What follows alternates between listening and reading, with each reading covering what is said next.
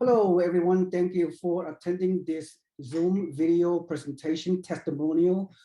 And my name is SeeWing Yee from the Yee Real Estate Network. And my special guest is our network investor, Brian.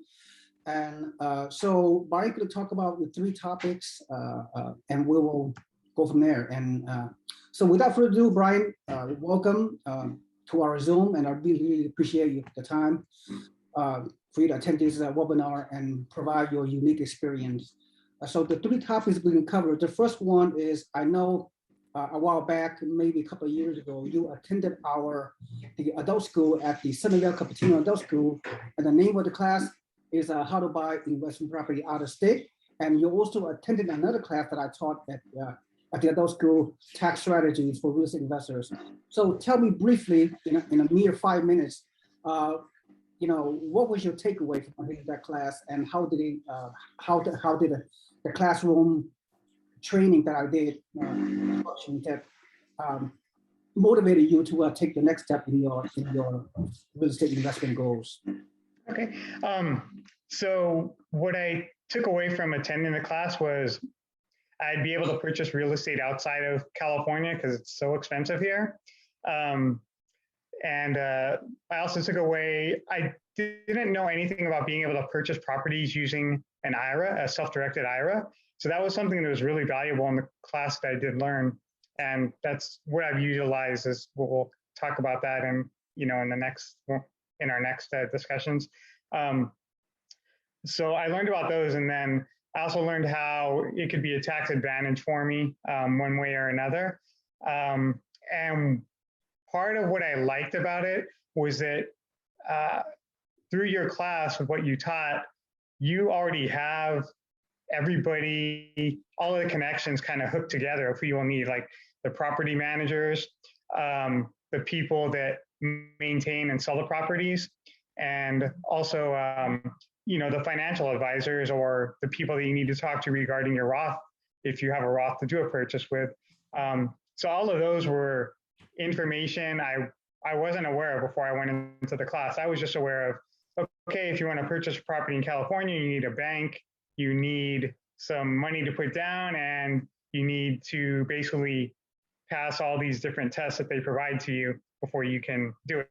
For example, doing like credit checks and so forth, and waiting for kind of a decent amount of time before all that stuff passes to allow you to purchase the property. So. Right. Yeah. Definitely. So in terms of the Sunnyvale Cupertino, you know what? Your camera is kind of shaking. Oh, sorry. Yeah. Okay, is that better? Yeah, better. Okay. Anyway, so in summary, the adult school that you attended a couple of years ago, the first class was around 3 hours long, how to buy out-of-state investment properties, and the second class on another night, tax strategies for real estate investors, another 3 hours. So, what was your takeaway in terms of the adult school itself? I mean, what kind of the logistics and the resources in the classroom and everything else, and the registration process? How was it? How was the process for you? It was a fairly simple, straightforward process. I got a magazine in the mail and I was looking through it, looking to take, some classes, and I saw that they were advertising purchasing real estate outside of California. So, I went on to the website, went ahead and registered there. And then I basically just showed up to the class and everything was set up, the materials, the material or the content was there and provided to me. All I brought was like a notebook and a pen. And then everything else was pretty much provided in the class that I attended. So. Very good, very good. Okay, so so my purpose of teaching the adult schools are very generic. I mean, of course, I do not promote my services during the class. I just provide the students, some good high-level education. Provide them with strategies and hopefully some motivation to help them take the next step. So when they leave the classroom, they have they have armed themselves with powerful information that they can take it out there to get into the real world and do the real deals.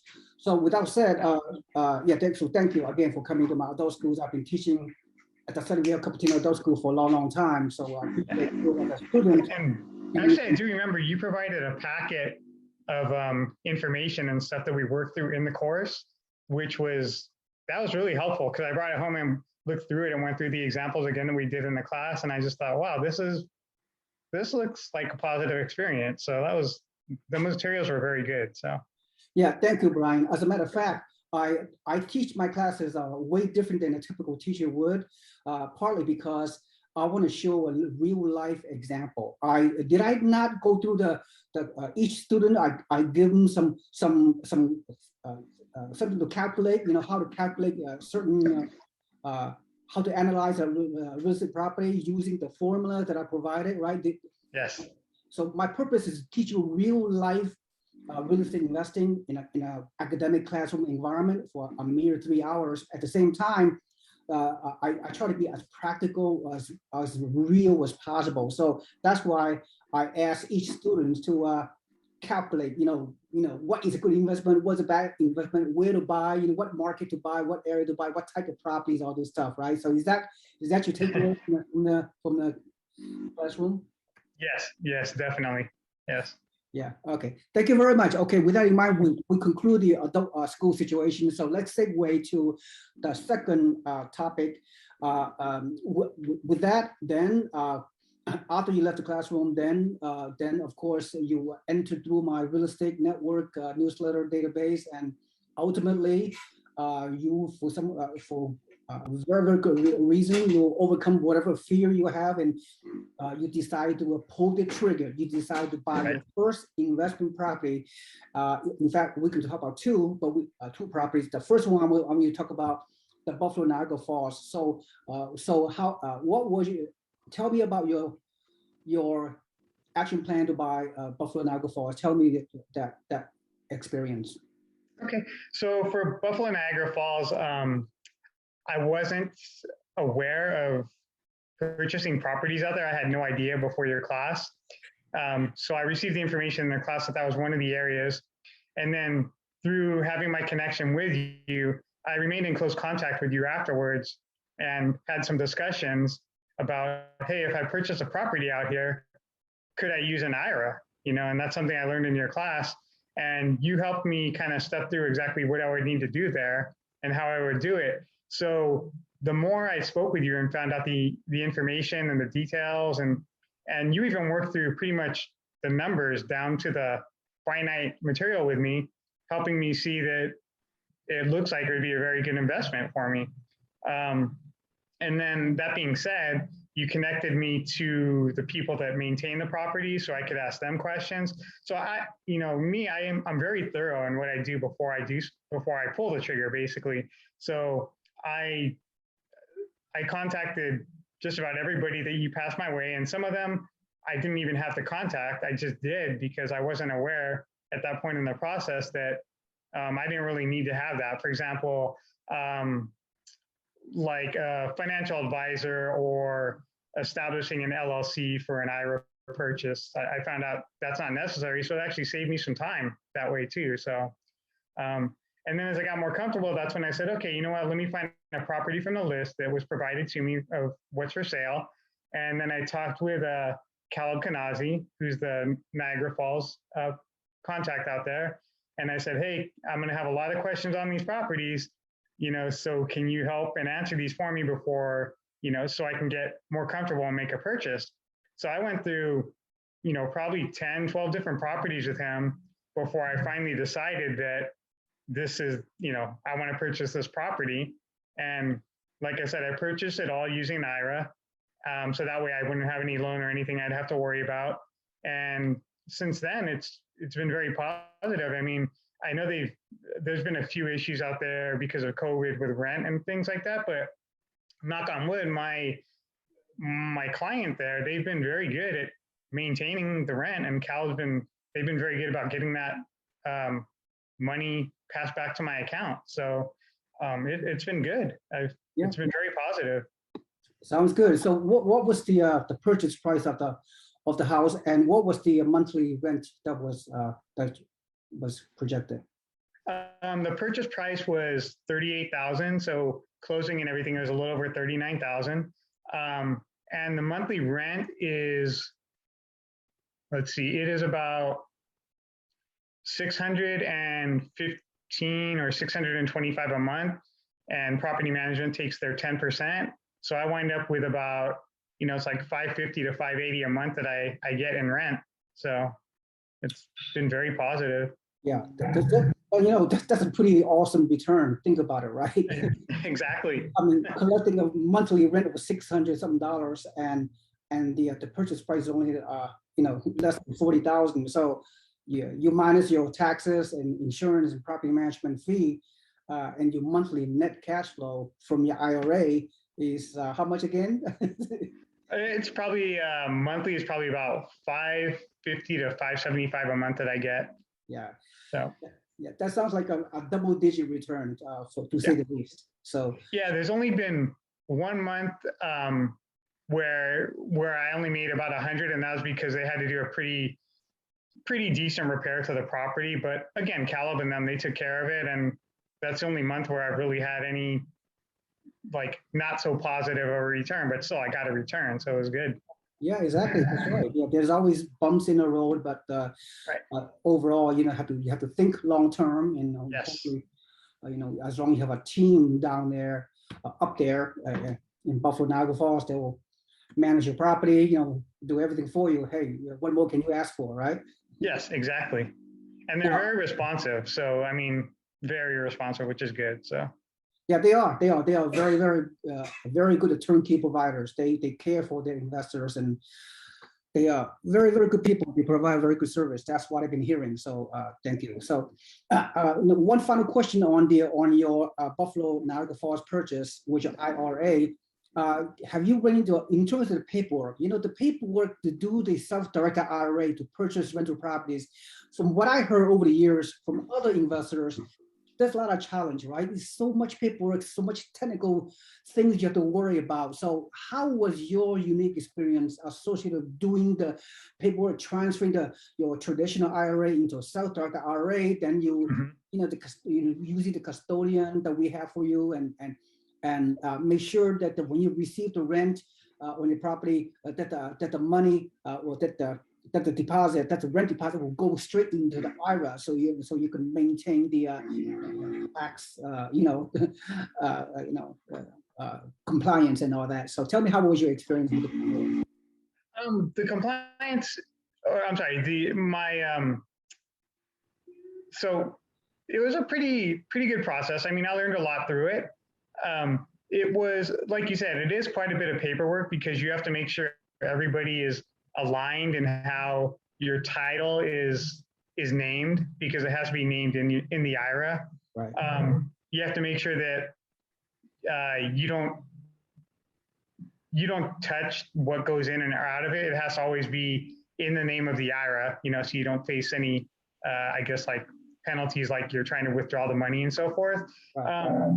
But yeah, it did take a little bit of time to make sure that was all sorted out and everything. But it wasn't too bad in the end. It was kind of like, as long as you're making sure everybody is lined up and synced up and they know what's going on, then it should work out pretty well. So yeah, the team, of course, we use the concept of a team. The team that you work with, in addition to my Buffalo team and their property management, you also work with the self-directed IRA custodian. Which custodian, IRA custodian, did you use to do the paperwork? So for Niagara, I used Entrust. Okay. Yeah. For the Florida property, which we'll talk about next, I used a different custodian there. So okay. Entrust was, they were easy to work with too. And I didn't have any problems. They were there to answer questions. And I don't really have to contact them right now. The only thing is, like, they'll send me tax bills if they receive one from Niagara, and then I have to make sure I go in and fill out the paperwork that bill gets paid and everything, and just make sure that Caleb and the property managers are aware that they shouldn't be paying that bill for me, that I'm paying it myself. So yeah, so it all goes pretty well, pretty smooth. So good, very, very good to hear. Any last minute thoughts around your experience with your Buffalo Niagara Falls purchase? The only thing is if I could control time, I'd go back and maybe try to buy another property at the time that I bought this one, just because, with COVID and everything that's been going on, prices have gone up and supply has gone down. So that's in hindsight, that would have been great, but Yeah, I know, but that's what I hear all the time. I mean, our investors, they purchase one, they wish they purchased more, but hindsight is 2020. But at the very least, you took action. And for me, the takeaway is investors out there who have, whether they're using the IRA to buy or using regular financing, investment loan, or whether they want to or do they want to use all pure cash to purchase properties? All those options are available out there. So at the end of the day, especially newbies out there, if you're listening, I mean, if Brian can do something like this, and you guys can do it, right? So thank you for your inspiration and your down to earth. Sharing the experience with everyone out there. So yeah, and before I forget to, the meetups that you had set up too before I purchased the property, that was valuable too, because I talked to other people there, your meetups that you would have, and I talked to one of your other investors who purchased 7 properties in Niagara. Right. So I was able to kind of pick his brain and talk to him about stuff. So those were all very, very helpful. So those were good. Yeah, thank you so much. Thank you so much. Yeah, of course, during the pandemic, obviously, we don't have the physical live meetings anymore. But very soon, beginning of this coming year, 2022, we fully intend to have those meetup again, those live meetings in Santa Clara. So hopefully with the safety situation will subside with the COVID. Okay, so and final topic we will discuss is your other purchase in Southwest Florida through Justin Zawacny, and you purchased a single-family home rental property in La Belle, Florida, which is in the suburbs, like 40 minutes northeast of Cape Coral. So I know you only have 20 minutes left, but initially, my recollection, Brian, is that your first purchase with this builder in La Belle, Florida, did not exactly work out. It's clearly not because of you, because of the builder situation. Right. You do not have to go through too much of that because it'll take too long, right? But I want you to talk a bit about that for a few minutes, then segue into the actually you buying a single-family home in La Belle, share with us that experience in which clearly you did well with that property.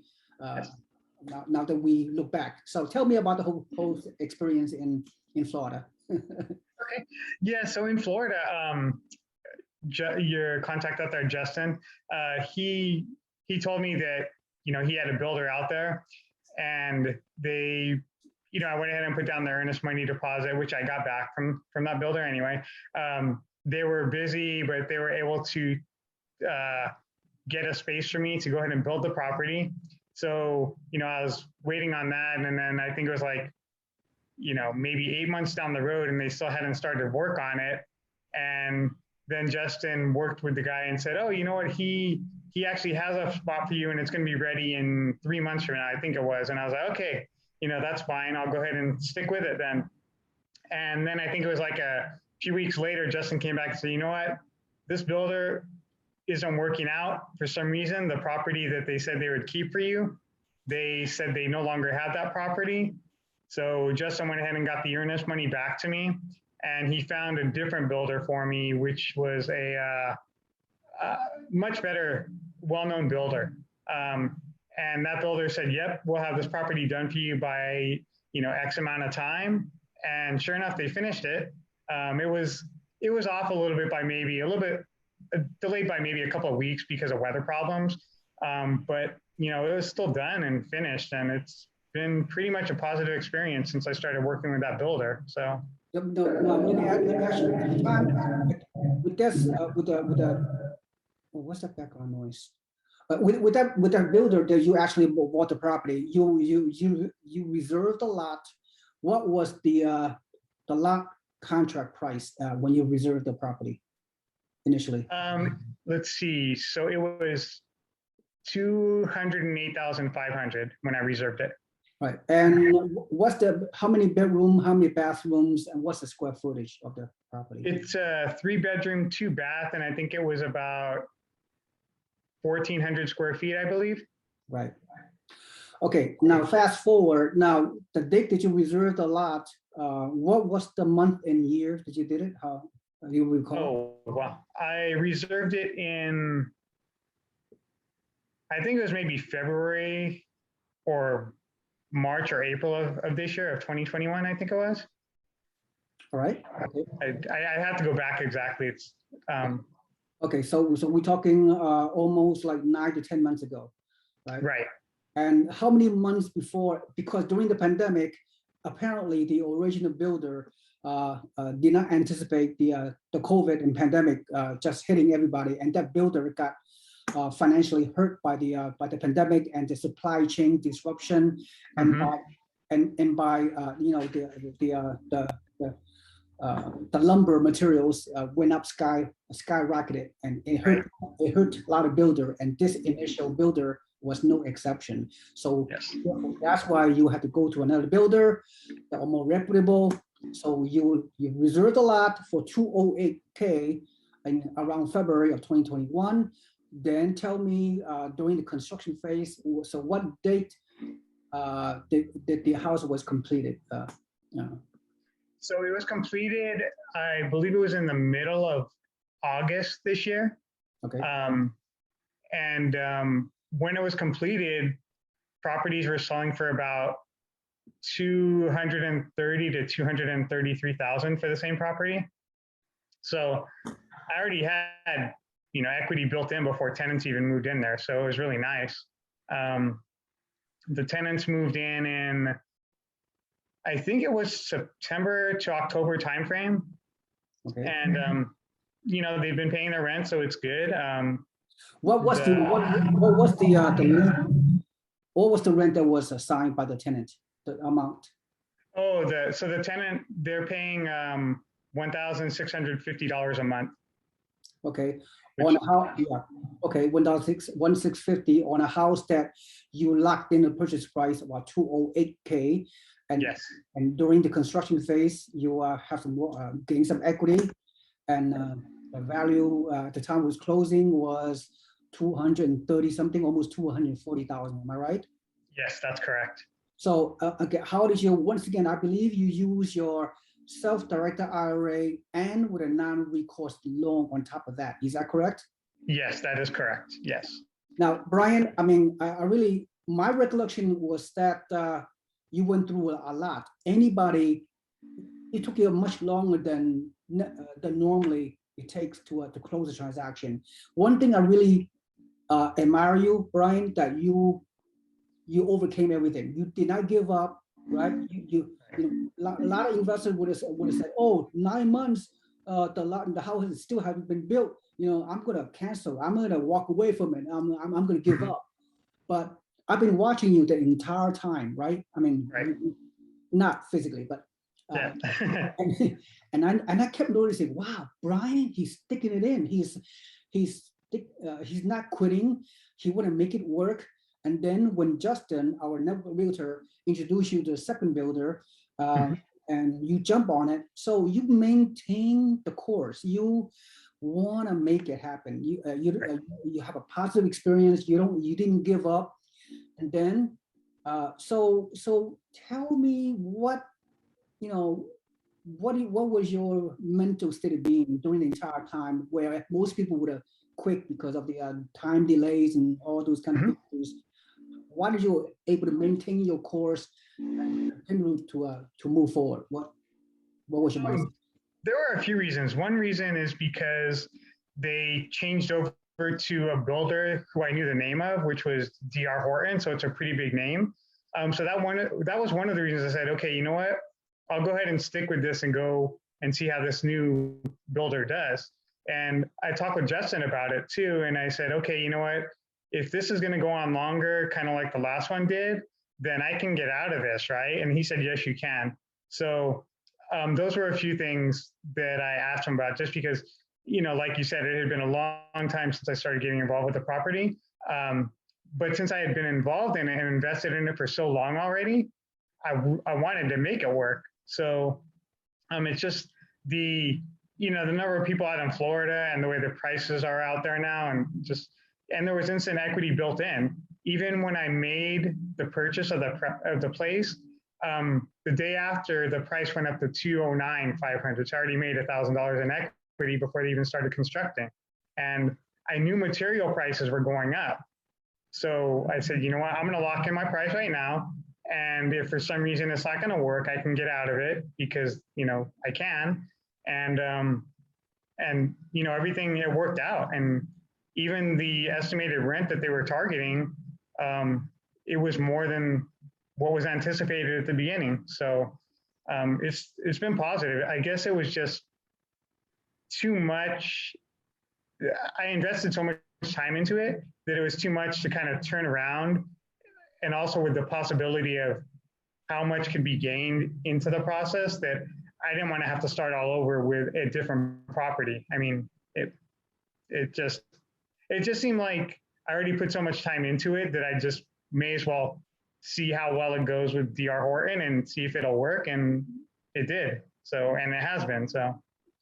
Well, Brian, you made a very wise decision. You committed to the process. You did not give up, and so that's a very good lesson learned for many other real estate investors out there. So you are a blueprint for how people need to the attitude and the commitment you need to become a successful real estate investor. So you show the right mindset. So it's going to bode you well for the future.